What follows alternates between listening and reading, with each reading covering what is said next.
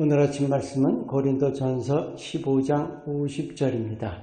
형제들아, 내가 이것을 말하노니 혈과 육은 하나님 나라를 이어받을 수 없고 또한 썩는 것은 썩지 아니하는 것을 유업으로 받지 못하느니라.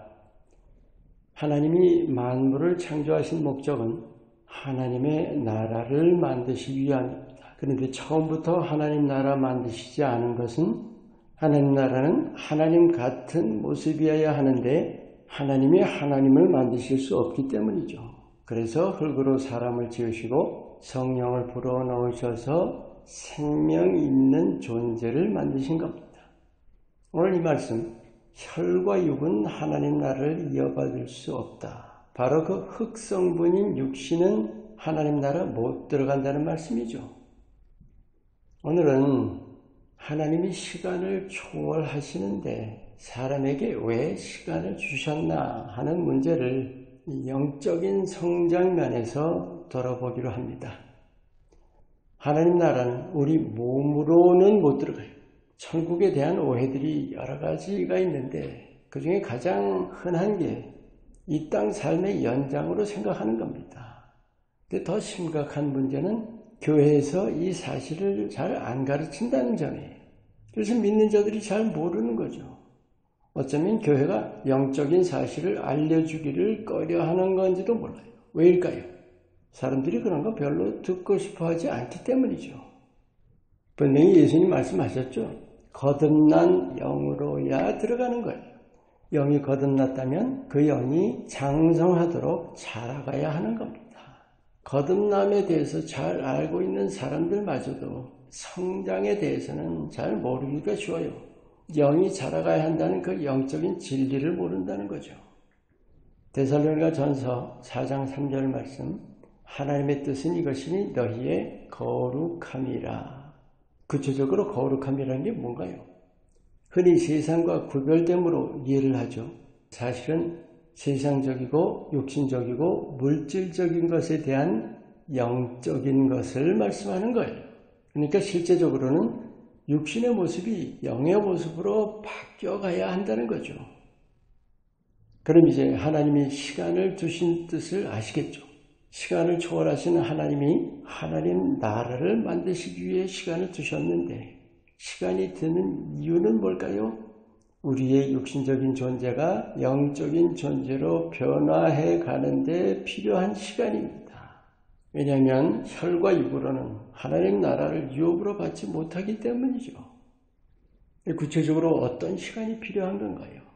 무엇보다도 중요한 것은 하나님을 아는 기회죠. 예수님의 십자가와 부활로 하나님의 사랑을 알게 되고 하나님의 뜻이 땅끝까지 알려지게 된 것이죠. 알기만 한다고 하나님 나라 가는 게 아니죠. 예수님을 영접해서 거듭나야 하는 거죠.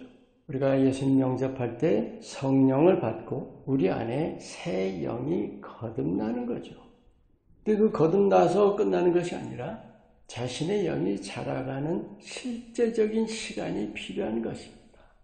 사실 이 부분이 믿음의 삶에서는 핵심입니다. 그래서 자주 나누지만 우리가 믿어서 구원받은 것은 다 된 게 아니라는 거죠. 시작일 뿐이죠. 구원을 이루어가야 합니다. 빌립보서 2장 12절 말씀, 두렵고 떨림으로 너희 구원을 이루라. 왜 두렵고 떨림일까요? 여기 아주 또 하나의 중요한 현실이 있는 겁니다. 육과 영은 그 소욕이 정반대라는 거죠. 갈라디아서 5장 17절 말씀, 육의 소욕은 영을 거스르고 영의 소욕은 육을 거스른다는 말씀. 내 육이고 내 영인데 그렇다는 거예요. 사실은 이 점이 문제의 핵심입니다. 그래서 반드시 흙으로 지어진 육신을 이겨낸 영으로만 하나님 나라 들어가는 거예요. 그것이 오늘 말씀입니다. 우리 고난주간 마지막 날에 나눴죠. 우리가 육신을 이길 수 있도록 예수님께서 우리 대신 육신을 십자가에 못 박으시고 다시 사신 겁니다. 믿는 자들의 일은 한마디로 영으로 육을 이겨나가는 길입니다. 중요한 질문이 있습니다. 우리가 육신 쪽 따라간다면 어떻게 될까요? 우리가 육신을 위할수록 내 영은 눌립니다. 영이 못 자라는 거예요. 아니, 거듭난 영, 갓난 아기 같은 모습 그대로 있게 되는 거죠. 아기가 자라기 위해서는 젖 먹고 또 배우고 사랑받고 그러면서 자라는 거죠. 여러분, 기도가 뭐예요? 영의 호흡입니다. 말씀이 뭐예요? 영의 양식입니다. 예배가 뭐예요? 영의 체험이에요. 하나님 사랑 체험입니다. 그런데 기도, 말씀, 예배가 내 육신을 다스려야만 가능한 거예요. 전심으로 하고 신령과 진정으로 해야 되는 거죠. 그래서 이 세 가지를 꼭 기억하세요. 첫째가 거듭난 내 영을 늘 감지해야 합니다.